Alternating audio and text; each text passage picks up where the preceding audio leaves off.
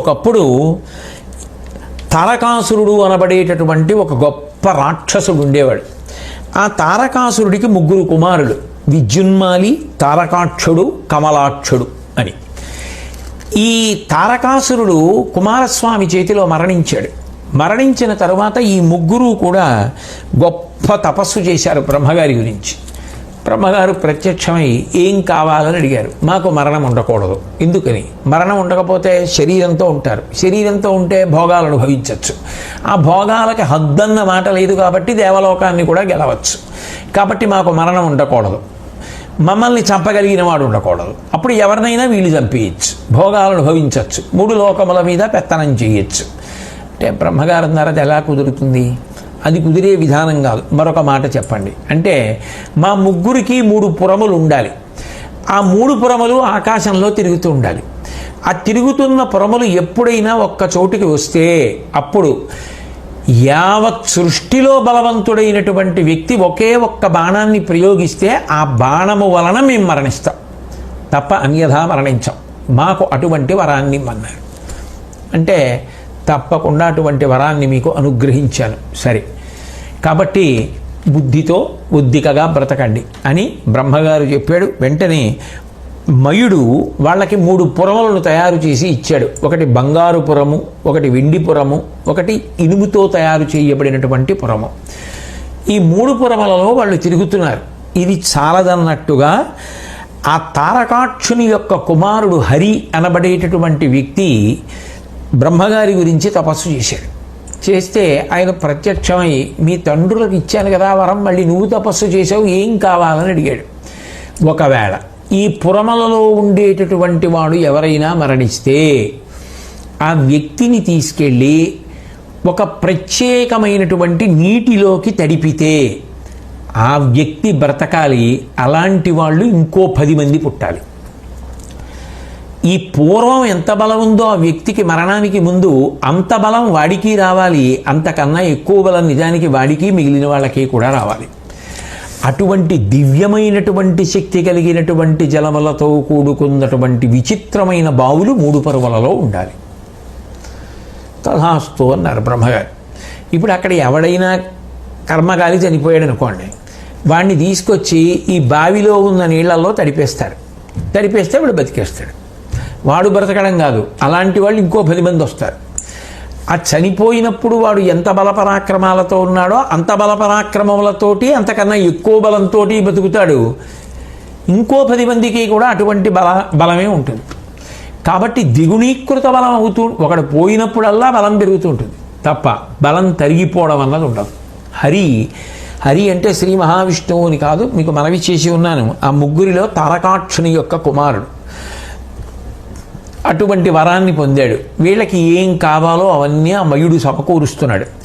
ఈ విధంగా కొన్ని కోట్ల సంవత్సరముల పాటు ఆ 3 పురములలో తిరుగుతూ వాళ్ళు 3 లోకములను ఓడించి దేవతలను కూడా తరిమి కొట్టి మహర్షులను బాధపెట్టి మేమే దైవమని అందరినీ ఇబ్బంది పెడుతూ యథేచ్ఛగా భోగాలు అనుభవిస్తున్నారు.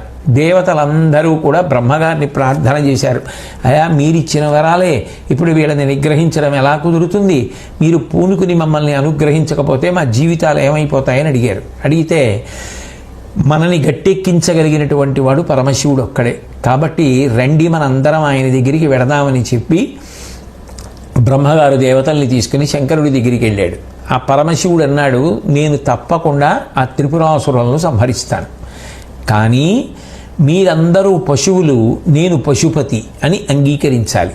అంటే దేవతలు మరి మాకు పశుత్వం ఎలా పోతుందన్నారు.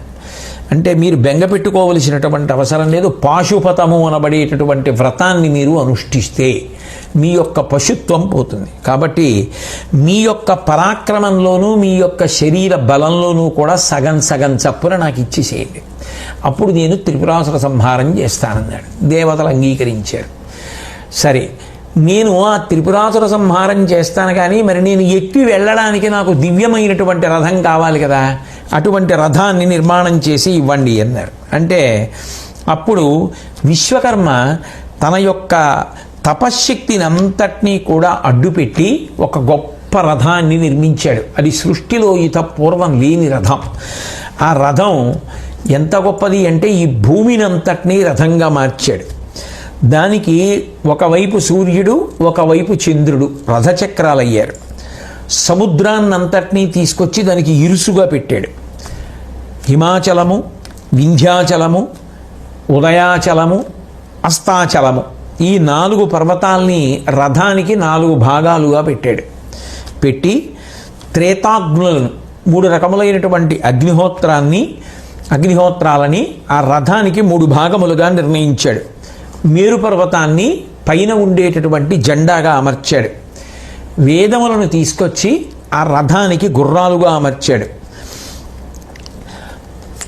సంవత్సరాన్ని ధనస్సుగా చేసి సాక్షాత్ శ్రీ మహావిష్ణువునే బాణంగా చేసి శంకరుణ్ణి బయలుదేరమన్నాడు. అంటే శంకరుడు అన్నాడు, ఇక్కడ వరకు బాగుంది, కానీ నేను యుద్ధానికి బయలుదేరాలి అంటే ఇప్పుడు ఈ రథాన్ని నడపడానికి ఒక సారథి కావాలి కదా.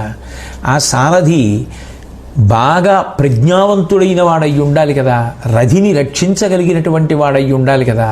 అంతటి ప్రజ్ఞావంతుడైన వాడు సారథిగా లభిస్తే మాత్రమే విజయము చేకూరుతుంది.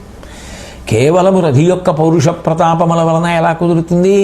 కాబట్టి అంత గొప్ప సారథిని తీసుకురండి అన్నారు. అంటే దేవతలు అన్నారు, మీరే చెప్పండి ఏం చేయమంటారన్నారు. చతుర్ముఖ బ్రహ్మగారిని సారథ్యం చేయమనండి అన్నారు. అంటే సారథి యొక్క వైశిష్ట్యం ఏమిటో తెలుసుకున్నటువంటి సృష్టికర్త అయిన చతుర్ముఖ బ్రహ్మగారు తానే సారథ్యం చేయడానికి అంగీకరించాడు. ఒకప్పుడు శల్య మహారాజా అంగీకరించి శంకరుడు రథంలో కూర్చుని ఉండగా బ్రహ్మగారు సారథ్యం మొదలెట్టాడు. లోపల కూర్చున్నవాడు పరమశివుడు, సృష్టికర్త బ్రహ్మగారు రథసారథి. ఆ రథం ఏమి పెడుతుంది? పడుకున్నాయి ఆ గుర్రాలు, అవి లాగలేకపోయాయి. సారథి యొక్క గొప్పతనం ఎక్కడుంటుందో తెలుసా? చతుర్ముఖ బ్రహ్మగారు చాలా ఊడుపుగా అవి పైకి లేచి రథాన్ని లాగేటట్టుగా చేశాడు. ఆయన ప్రజ్ఞ వల్ల రథం ముందుకు పరిగెత్తింది. పరిగెడితే శంకరుడు త్రిపురమలను సంహరించాడు. చూసావా?